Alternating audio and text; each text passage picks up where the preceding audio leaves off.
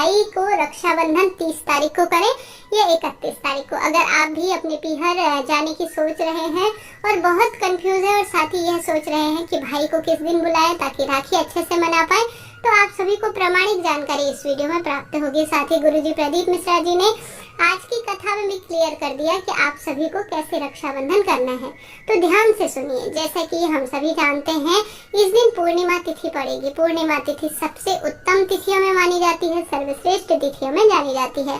पूर्णिमा माता लक्ष्मी को समर्पित है, श्री सत्यनारायण भगवान को समर्पित है और साथ ही जो चंद्रमा होते हैं, मन के कारक होते हैं, अगर वह कुंडली में मजबूत होते हैं तो घर में किसी तरह से रोग दोष नहीं आते, तकलीफ नहीं आती, दुख दरिद्रता का भी नाश हो जाता है।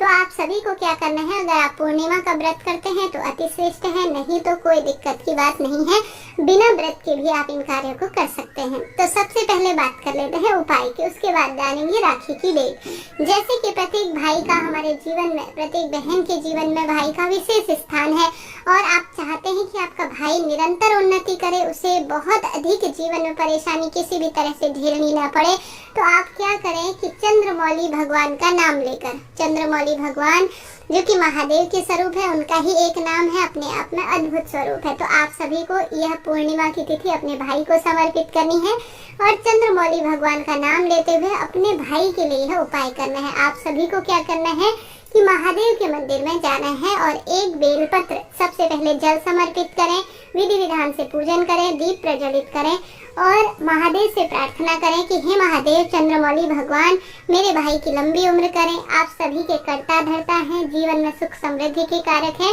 आज अपने भाई के लिए चंद्रमौली महादेव का उपाय करने जा रही हूँ। मेरे भाई को आप जो है प्रतियोगी परीक्षा में उन्नत करें, उसके विवाह की अड़चनों को दूर करें। ऐसा कहते हुए आप सभी को क्या करना है, एक बेलपत्र लेना है, चंद्रमौली भगवान का नाम लेकर उस बेलपत्र के ऊपर चावल जो है समर्पित करना है। बेलपत्र की डंडी का मुख आपके विपरीत होना चाहिए, इस बात का ध्यान रखें। सरल सा उपाय है, मैं जानती हूँ आप करेंगे अपने भाई के लिए और भाई की इससे लंबी उम्र होगी, उसकी कुंडली में चंद्रमा की स्थिति कमजोर है तो वह सही होगी, सुदृढ़ होगी और भाई का जीवन निरंतर उन्नत बनता चला जाएगा। सरल सा कार्य है, करके देखिएगा, निश्चित ही भाई का भाग्योदय होगा। साथ ही गुरुजी ने बताया कि आप सभी किस दिन जो है रक्षाबंधन मनाएं। जैसा कि इस वर्ष 2023 में 30 अगस्त को रक्षाबंधन मनाने की बात हो रही है, परंतु इस दिन शुभ तिथि है या नहीं बहुत सोचने का विषय है। 30 अगस्त 2023 को पूर्णिमा तिथि के दिन ही रक्षाबंधन मनाया जाएगा, जो कि 10:59 से पूर्णिमा तिथि शुरू हो जाएगी, परंतु इसके साथ साथ ही भद्रा काल भी शुरू हो जाएगी। भद्रा में कभी भी राखी नहीं बांधते, आप सभी को यह बात विदित होगी। इससे क्या होता है कि भद्रा जो है अशुभ समय के रूप में जाना जाता है। आप सभी जानते होंगे इस समय कोई शुभ कार्य करने का बहुत बड़ा दोष बताया गया है। तो आप सभी को 30 अगस्त जब पूर्णिमा तिथि होगी ना, आप सभी जो है दिन भर में राखी बंधन नहीं कर पाएंगे, ठीक है। परंतु पूर्णिमा का जो व्रत होगा ना, आप सभी करने का सोच रहे हैं तो 30 अगस्त को आप कर सकते हैं। 30 अगस्त को उपाय करना और साथ ही 31 उपाय, दोनों दिनों में से 31 अगस्त और 30 अगस्त जब आपको समय मिले तभी उपाय कर सकते हैं। परंतु रक्षा बंधन बांधने का सही समय जो है, जो 30 अगस्त होगी उस दिन रात्रि 9:01 के बाद जो है आपको शुभ समय प्राप्त होगा। अगर आपको कहीं जाना है, कुछ ऐसी परिस्थिति है, कुछ ऐसी दुविधा है कि मुझे कहीं जाना है, तो रात्रि 30 अगस्त की रात्रि को 9 बजे के बाद, जो कि गुरुजी ने आज कहा, आप सभी रक्षाबंधन कर सकते हैं, कोई दिक्कत की बात नहीं है। पूर्णिमा तिथि कब समाप्त होगी? 30 अगस्त को शुरू होगी 10 बजे से, परंतु 31 अगस्त 7:04 तक पूर्णिमा तिथि व्याप्त रहेगी। तो आप सभी जो है, ऐसा कई घरों में कहा जाता है ना कि रात्रि को राखी नहीं बांधनी चाहिए, ऐसी स्थिति में आप सभी को क्या करना होगा कि 31 अगस्त को ज्यादा शुभ माना जाता है जो है रक्षाबंधन करना। आप कहेंगे कैसे कि पूर्णिमा तिथि भी व्याप्त है, उदया तिथि भी सूर्योदय के साथ हमें प्राप्त हो रही है पूर्णिमा की, तो 31 अगस्त की सुबह सुबह अगर आप रक्षाबंधन कर लेते हैं, क्योंकि रात्रि को भी राखी इमरजेंसी में ही बांधी जाती है, वरना जो है आप सभी सुबह ही बांधे, वही ज्यादा शुभ रहेगा।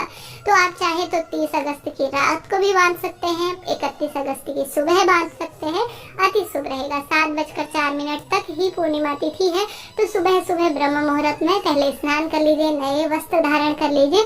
सबसे पहले महादेव और गणेश जी को राखी समर्पित करें। आप चाहें तो हनुमान जी को भी भाई बना सकती हैं, आप चाहें तो जो कान्हा जी हैं उन्हें भी राखी बांध सकती हैं। आपकी इच्छा है, बहुत शुभ रहेगा जीवन में यह कार्य करना।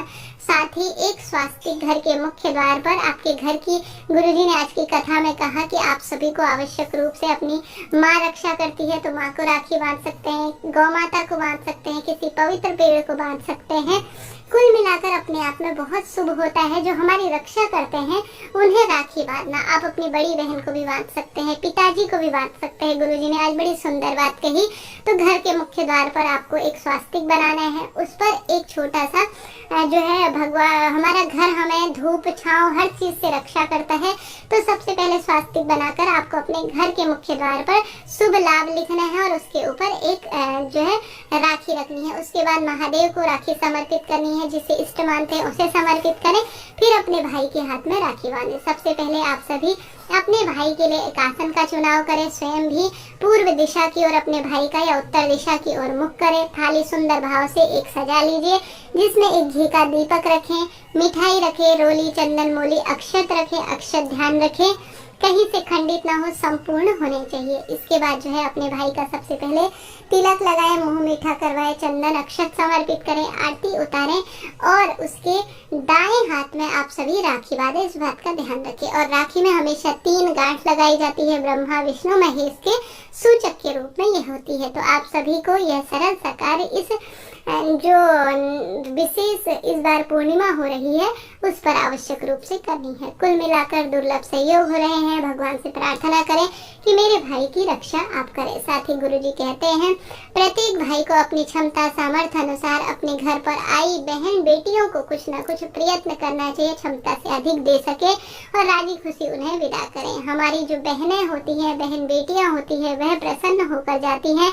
उनका आशीर्वाद सदा सर्वदा हम सभी की रक्षा, हम सभी की उन्नति के लिए होता है। साथ ही गुरुजी की यह बात भी सुनी होगी, रक्षा जो सूत्र होता है उसे आप सभी को कहाँ रखना चाहिए, उसे आप सभी को आवश्यक रूप से जो गौ माता की खूंटी होती है ना, वहाँ पर आपको बांधना चाहिए। तो इस चीज का आप सभी ध्यान रखते हुए इन कार्यों को करें, इन विशेष नियमों का पालन करें। आपका रक्षाबंधन बहुत शुभ होगा, मंगलमय होगा और आपके भाई और परिवार में खुशियाँ बनी रहेंगी, यही प्रार्थना करते हैं। वीडियो उचित उपयोगी रही हो तो लाइक करें, शेयर करें, सब्सक्राइब करें। हर हर महादेव।